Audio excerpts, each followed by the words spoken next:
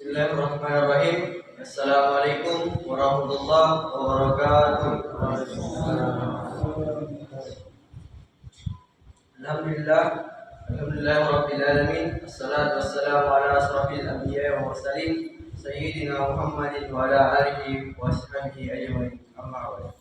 Pertama-tama, marilah kita panjatkan puji dan syukur kita atas kehadirat Allah Subhanahu wa taala. Atas berkat, rahmat dan karunia-Nya lah kita semua hadir di tempat yang penuh barokah ini guna melaksanakan salah satu kewajiban kita, yakni salat Isya secara berjamaah, dan insyaallah akan disusul pula dengan salat sunat tarawih dan witir secara berjamaah. Salam dan salawat Allah kita kirimkan kepada junjungan kita, yakni Nabi besar Muhammad sallallahu alaihi wasallam. Allahumma shalli ala sayyidina, kepada sahabat beliau dan keluarga-keluarga beliau. Jemaah yang dirahmati Allah Subhanahu wa taala, adapun kami dari panitia Amalia Ramadan Masjid Uwais Al-Qarni akan menyampaikan beberapa hal, yakni yang pertama, saldo kas Masjid Uwais Al-Qarni sebesar Rp5.428.900, dan adapun pemasukan dari isi kota amal malam kemarin yakni sebesar Rp202.000, dan isi kotak infaksu sebesar Rp105.000, dan adapun pengeluaran dan transportasi mubalik sebesar Rp200.000. Dan insyaallah sebentar malam akan dimulai kegiatan iktikaf. Kami menghimbau kepada Bapak dan Ibu untuk bisa menghadiri kegiatan iktikaf di masjid kami. Dan untuk tahun ini kami belum bisa menyiapkan makanan untuk kepada para jamaah yang ingin iktikaf. Jadi makanan bisa jamaah bawa sendiri atau memesan dari musakaf sebesar seharga Rp20.000 per porsi nasi dos. Dan nama yang telah memesan nasi dos, yakni yang pertama Bapak Bakhtiar sebanyak 5 dos, yang kedua Bapak Saifuddin sebanyak 2 dos, dan yang terakhir Bapak Supriyadi sebanyak 1 dos. Dan adapun yang akan membawakan konsumsi menu buka puasa pada hari esok, yakni yang pertama Bapak keluarga Muhammad Irfan, yang kedua Bapak Ambok, yang ketiga Ibu Haji Kasmawati, dan yang terakhir Ibu Fitri Subandi. Kami selaku panitia Amalia Ramadan Masjid Uwais Al-Qarni banyak berterima kasih kepada Bapak Ibu sekalian yang telah menginfakkan hartanya. Semoga Allah membalas berlipat-lipat ganda. Amin ya rabbal alamin. Dan insyaallah yang akan membawakan ceramah pada malam hari ini yakni Bapak Al-Ustaz Saifuddin Emba dengan judul upaya mendekatkan diri kepada Allah Subhanahu wa taala. Mungkin sekian yang sempat saya sampaikan. Wabillahi taufiq wal hidayah. Assalamualaikum warahmatullahi wabarakatuh. Kepada Al-Ustaz kami persilakan kepada tafadhol.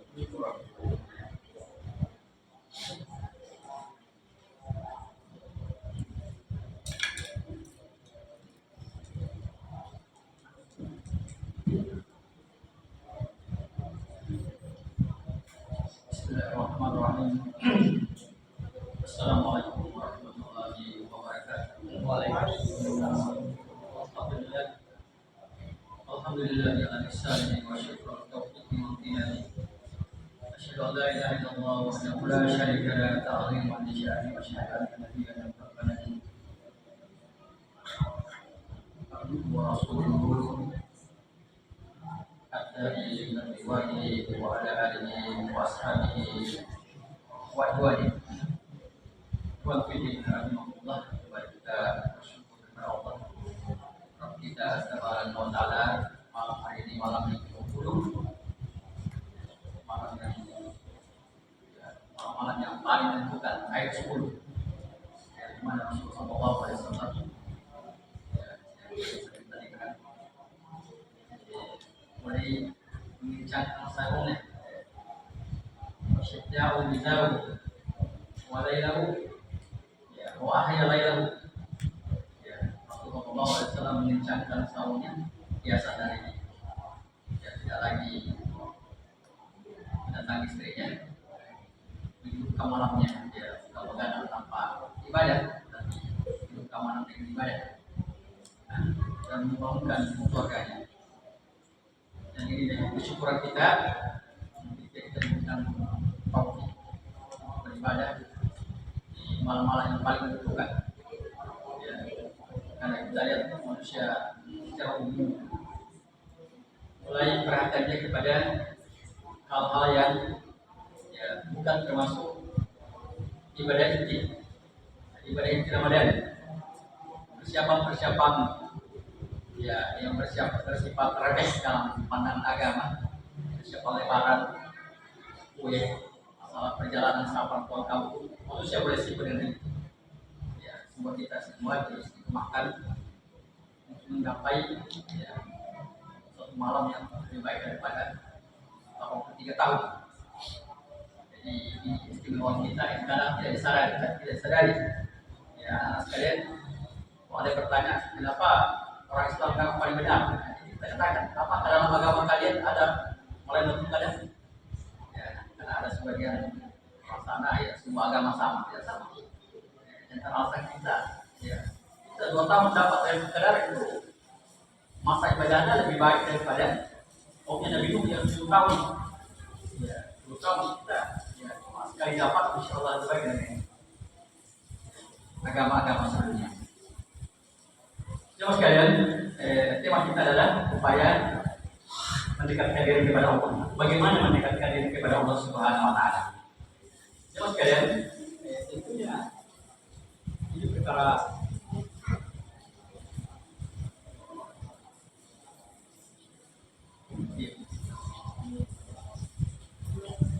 yang mencukupi karena dalam masalah ini manusia mungkin terbagi 3 ya. Ada yang memang tidak peduli lagi ya. Ada yang peduli tapi cara yang salah. Kita pernah dengarkan suatu berita, ada seorang yang pergi bertakarub mendekatkan diri kepada Allah, menyendiri, menyepi di sebuah gua. Ya, setelah itu keluar mengaku sebagai nabi.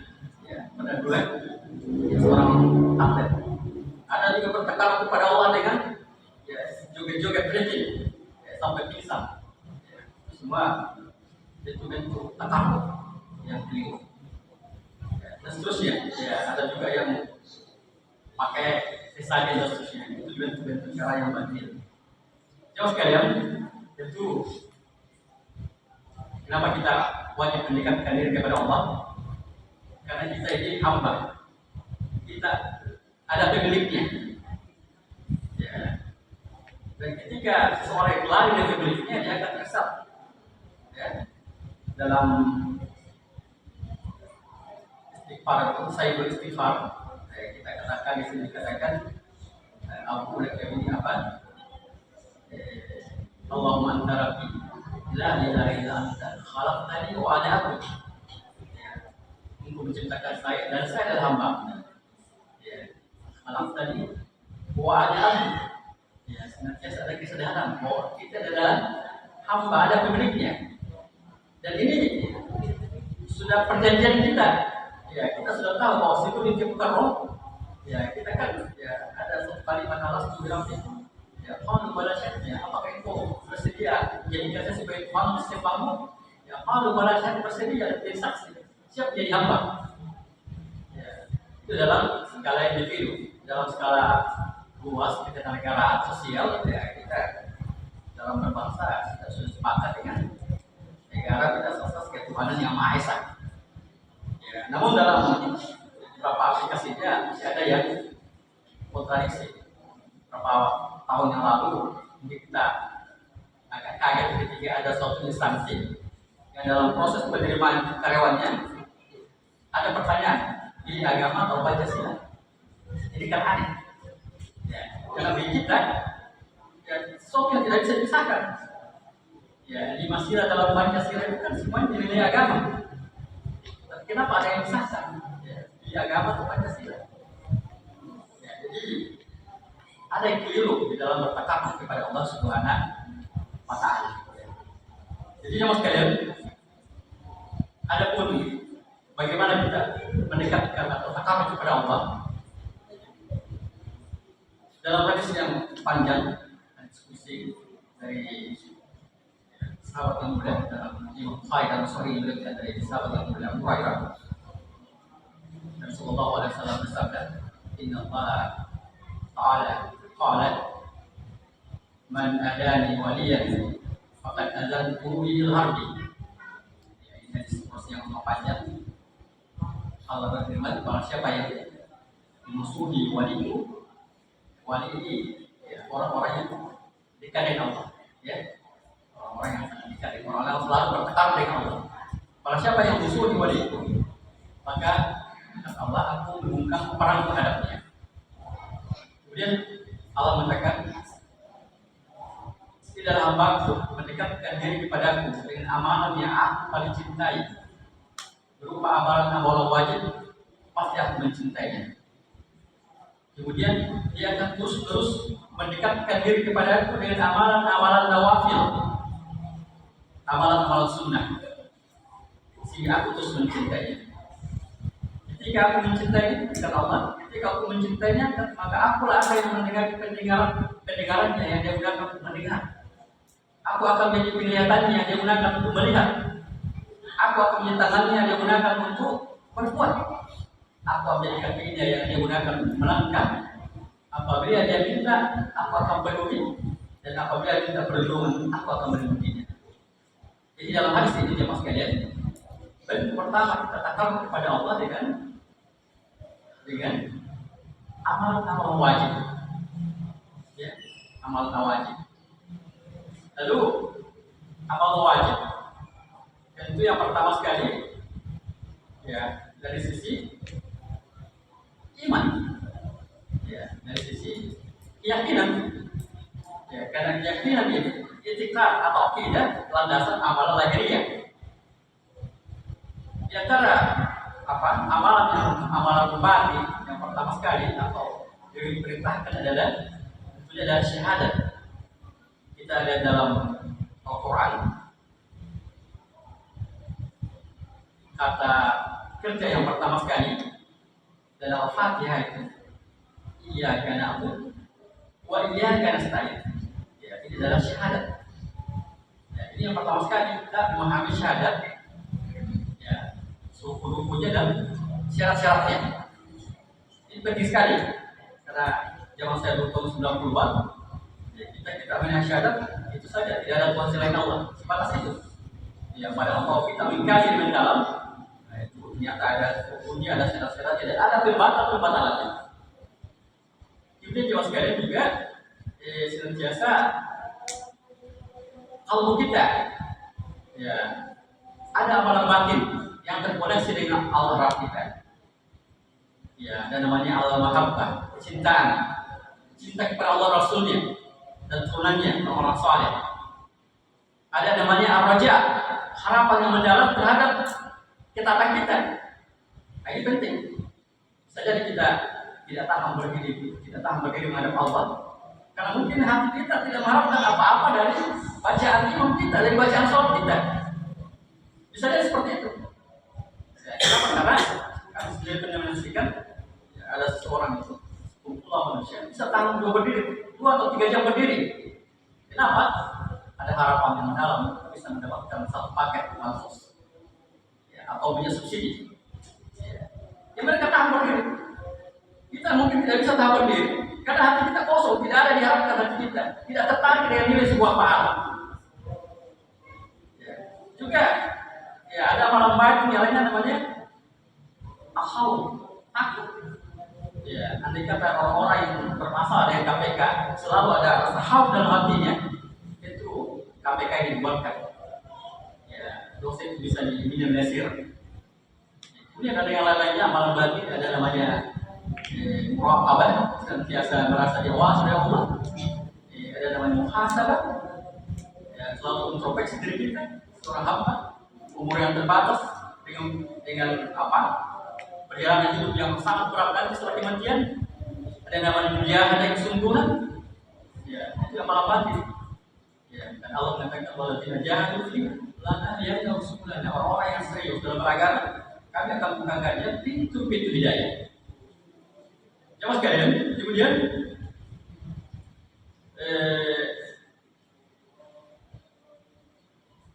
kita ke depan definisi wali-wali Allah ya. Orang-orang yang dekat dengan Allah itu disebut dengan wali. Ya, waliullah. Allah Subhanahu wa taala mengkabarkan kita tentang di antara definisi wali-wali Allah dalam surah Yunus. Allah mengatakan ala inna awliya'u la khaufun 'alaihim wa la hum yahzanun. Ya. Para wali-wali Allah itu mereka tidak rasa takut. Ya, dan merasa sedih. Alladzina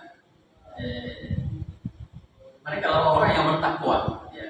Mereka orang yang beriman dan alladzina amanu wattaqun. Mereka orang-orang beriman dan bertakwa. Nah, itu kategori orang-orang wali-wali Allah. Dalam hadisnya Allah mengatakan ala inna awliyan nasi bi al-taqun ya. Sesungguhnya para wali-wali Allah itu adalah mereka yang senantiasa bertakwa di mana saja dan siapa saja. Jadi para wali Allah ini tidaklah dibatasi dengan penampilan. Ya, tidak sudah karena terkadang ada di antara kita orang-orang awam ya, ketika melihat ada penampilan yang tidak lazim, lalu bisa berbuat yang aneh-aneh, misalnya tidak mempan senjata tajam, ya, bisa jalan di atas air, maka orang mengatakan dia adalah seorang wali. Imam Syafi'i biasa kita lihat saya mengatakan murid beliau, apabila kalian melihat seseorang tidak mempan senjata tajam, tidak dimakan api, bisa jalan di atas air, maka timpanglah dengan ibadah sholatnya. Ya. Kalau dia rajin sholat berjamaah, ya, menjaga batasan-batasan Allah, maka dia adalah wali Allah. Kalau dia dalam keadaan seperti itu, bisa aneh-aneh, tapi tidak sholat wajib, tidak pernah muncul di masjid misalnya, yang dia adalah wali setan. Itu dalam batasan-batasan kita. Jauh sekalian, di antara wasilah kita untuk bertakwa kepada Allah. Karena wasilah penting juga sebagaimana kata Allah, ya alladzina amtaqullaha wattaqu ilaihi wasilah. Wajadilu fi Allah untuk orang beriman, carilah wasilah untuk mendekatkan diri kepada Allah. Dan berjihadlah, seriuslah agar kalian berkumpul. Di antara wasilah berikutnya setelah ibadah batin adalah tentunya dan pertama sekali adalah sholat. Ya, sholat ini adalah ibadah yang pertama kali setelah syahadat. Ya, sholat itu dari sisi bahasa bisa berarti doa. Ya, sebagaimana dalam surah surah Taubah 103 itu tentang zakat. Khusus awal surah Taubah mustaqim wa shalli bihim inna salataka sakalun bihim. Sesungguhnya salatku itu akan menenangkan jiwa mereka. Salat di sini artinya doa. Ya, makanya ini juga pelajaran sedikit tentang orang bayar zakat. Ya, kami pernah mendengarkan ada seorang bayar zakat, setelah itu didoakan. Lalu ada sebagian jamaah yang protes, wah tidak ada sunnahnya seperti itu. Ya, kami setelah zakat didoakan. Kemudian yang lainnya mengatakan apa? Siapa lihat ayat ini? Inna sholataka ya sakalun. Ya, sesungguhnya sholatku itu, doamu itu akan menenangkan jiwa mereka. Makanya orang habis zakat, ya ada yang mengatakan tidak nabi doakan untuk menenangkan jiwa mereka, terutama orang awam. Ya, sudah awam. Nah ini mungkin masalah sepele, tapi ya jangan sampai kita cepat menghakimi suara kita, ya, karena kita di masjid itu ada yang doakan habis berzakat, ada yang tidak. Jadi mas sekalian, ya kemudian tentang sholat ini yang sekali kita jaga, karena dia adalah wasilah yang paling anjal. Kemudian di antara yang adalah wasilah, sarana untuk mendekati kepada Allah adalah dengan ilmu. Nah ilmu itu kata para ulama kita, Allah wa Rasul. Ya kita akan dengan Quran, kajian-kajian, karena situlah dengan ilmu akan menunjukkan kesadaran. Di antara fungsi ilmu menumbuhkan kesadaran seorang hamba. Ya, bagaimana kita membuat peta kehidupan kita. Ya, karena kita buat kehidupan apa peta kehidupan mentok di umur pensiun kita. Ya, padahal umur apa kehidupan kita sebenarnya adalah kehidupan setelah kematian. Ya, apa yang terjadi di sana? Apa yang kita siapkan untuk yang kehidupan yang sangat panjang. Ya, dan seterusnya mas sekalian. Ya, jadi itu diantara wasilah untuk mendekatkan diri kepada Allah Subhanahu wa Ta'ala. Kemudian banyak-banyak istighfar, tobat. Karena tobat ini apa?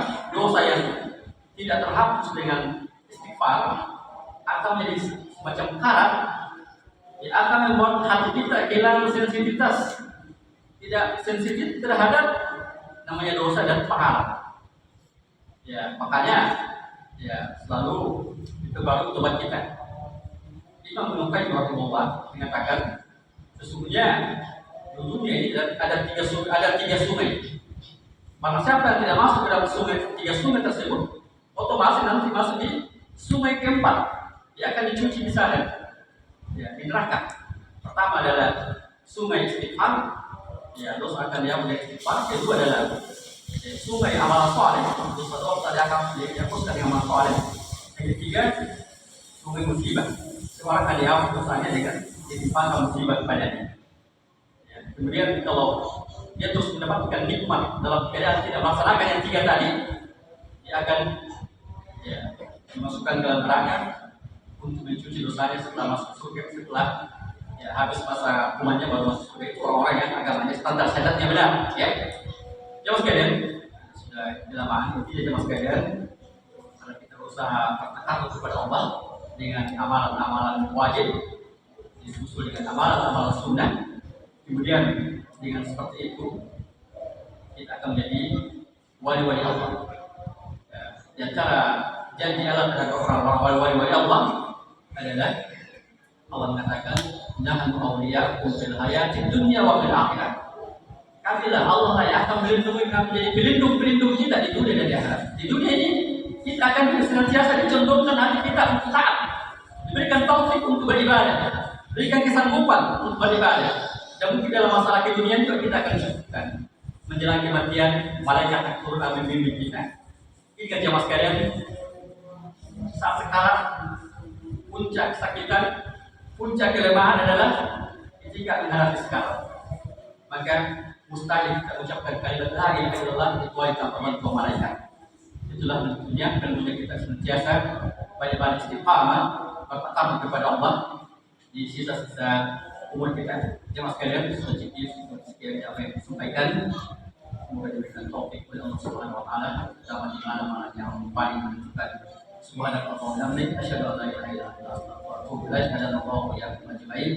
Assalamualaikum warahmatullahi wabarakatuh.